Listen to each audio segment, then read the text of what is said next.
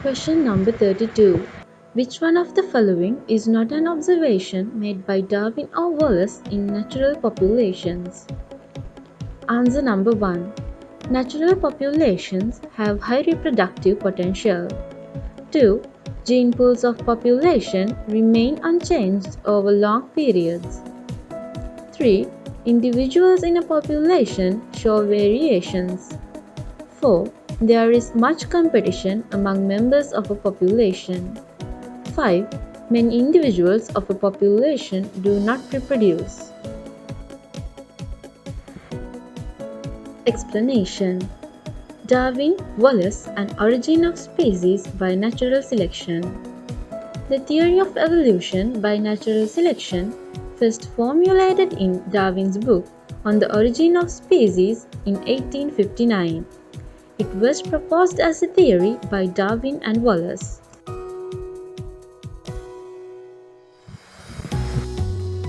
Charles Robert Darwin was an English naturalist best known for his work as a naturalist developing a theory of evolution to explain biological charge. Alfred Russel Wallace, the British naturalist, biographer, author, humanitarian, is best known for developing a theory of evolution through natural selection independently of Charles Darwin. Darwin and Wallace proposed that natural selection is the mechanism by which first species arise from pre-existing species. This hypothesis is based on 3 observations and 2 deductions. Observation 1. Individuals within a population produce an average more offspring than are needed to replace themselves. Observation 2. The number of individuals in a population remain approximately constant. Observation 3. Variation exists within all populations. Deduction 1. Many individuals fail to survive or reproduce. There is a struggle for existence within a population. Deduction 2. In the struggle for existence, those individuals showing variations best adapted to their environment have a reproductive advantage and produce more offspring than less well-adapted organisms. Deduction 2 offers a hypothesis called natural selection, which provides a mechanism accounting for evolution. The theory of natural selection suggests that phenotypes adapted to the environmental conditions are selected for, whereas non-adapted phenotypes are selected against and eventually eliminated. For an example, we can take the neck length of giraffes. In an entire giraffe population, some had shorter necks while others had long necks, due to variation. Long neck was advantageous because they could obtain food more easily. It allowed them to live longer and produce more offspring. As they passed their favorable characteristic, which is long neck, to their offspring, it became to predominate. Some of the favorable characteristics are escaping from predators, obtaining food, tolerating physical or stress conditions, resistance against disease, fertilizing probability, number of offspring produced. Now let's see the process of natural selection.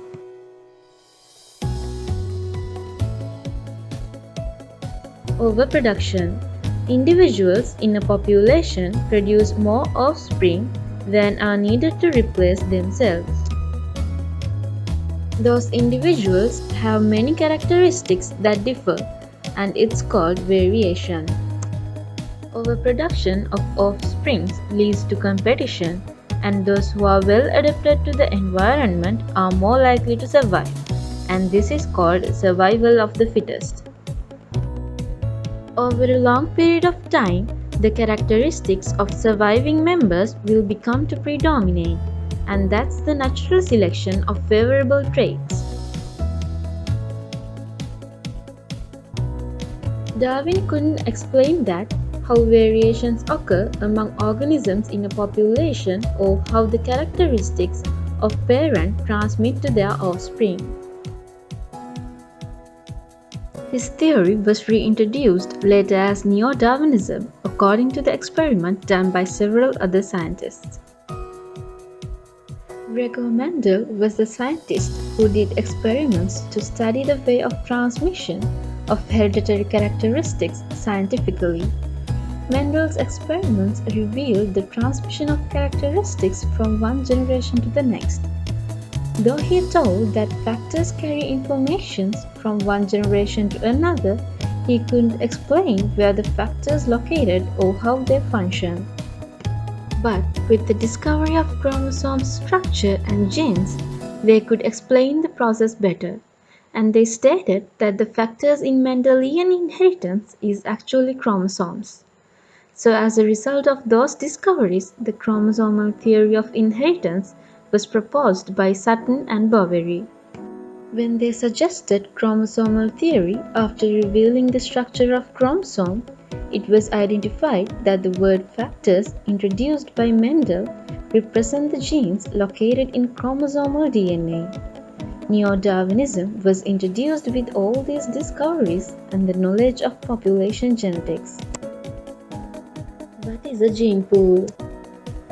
What is a gene pool?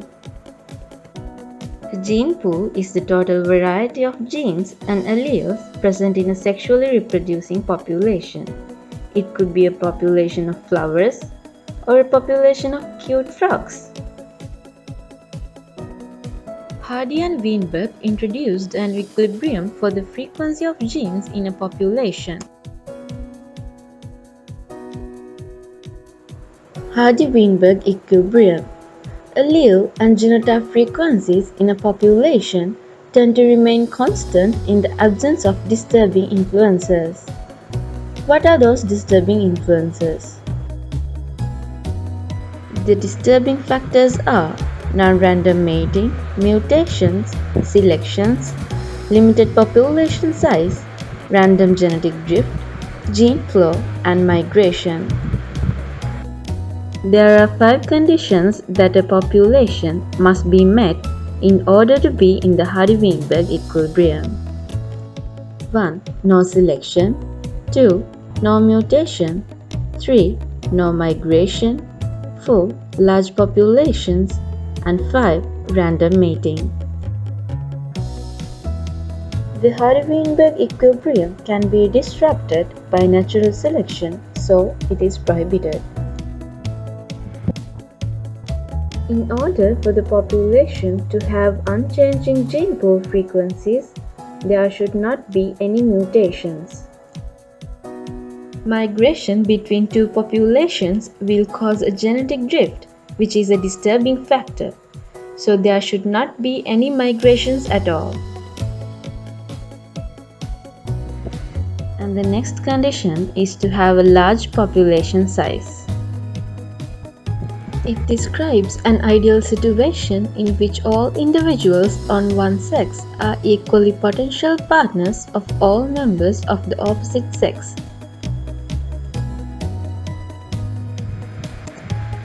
If there are no changes of genotypes and allele frequency for at least 2 generations, we can say that the population is in Hardy-Weinberg equilibrium. Therefore, Darwin or Wallace did not observe constant gene pools in populations. They only observed that the individuals in a population is constant.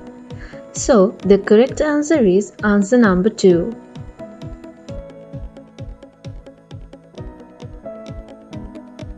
Finally, now it's time for the bonus questions. The first bonus question is about Hardy-Weinberg equilibrium. The answer will be circled in few seconds. Which of the following is required to maintain the Hardy-Weinberg equilibrium in a population? 1. Flow of genes from other populations. 2. Occurrence of mutation. 3. Occurrence of migration. 4. Selective advantage of alleles in survival. 5. Random mating.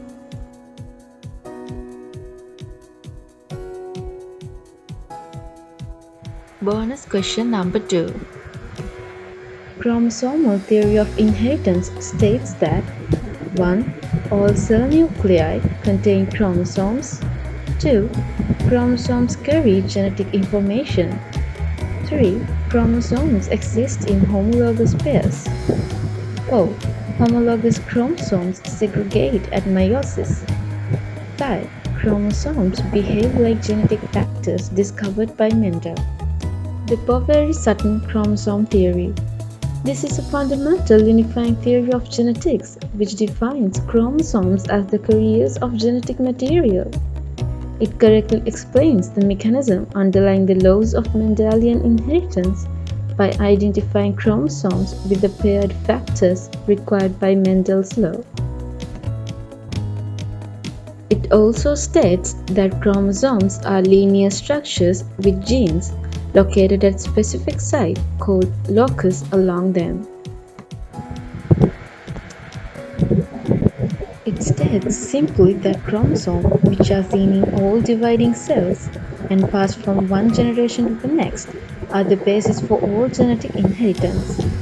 Over a period of time, random mutation creates changes in the DNA sequences of genes. Therefore, the correct answer is answer number 5. Chromosomes behave like genetic factors discovered by Mendel. Bonus question number 3. Color of eyes of man is determined by a pair of Mendelian alleles. Blue eyes are recessive to brown eyes. 16% of people of a population that follows Hardy-Weinberg Equilibrium bear blue eyes. Heterozygous percentage of this population is 1. 54%, 2. 60%, 3. 48%, 4. 36%, 5. 24%. Let's see how to solve this problem. Hardy-Weinberg equations are P plus Q equals 1 and P squared plus 2PQ plus Q squared equals 1. P is the frequency of dominant allele. P squared is the frequency of homozygous dominant genotype. Q is the frequency of recessive allele. Q squared is the frequency of homozygous recessive genotype. 2PQ is the frequency of heterozygous genotype. In the question, they had given us that Q squared equals 16%. In decimal, it's 0.16. If the Q squared equals to 0.16, that means Q is going to be the square root of 0.16, which equals to 0.4. P plus Q equals 1, so P is 1 minus 0.4, which equals to 0.6. Now we have P and Q, so we can get an answer for 2PQ. 2PQ equals 2 times 0.6 times 0.4 equals to 0.48, which is 48%, so our final answer is 48%.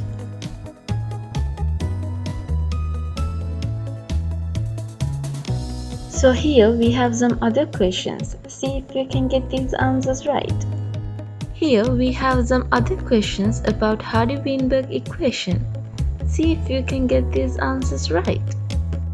The answer will be circled after few seconds, so you can pause the video and do your calculations.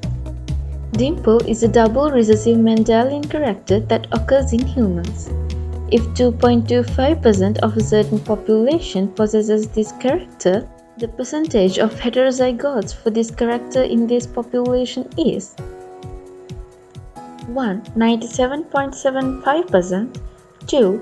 85.99%, 3. 74.50%, 4. 72.25%, 5. 25.50%. Allele for sickle cell anemia is homozygous among 4% of a certain human population.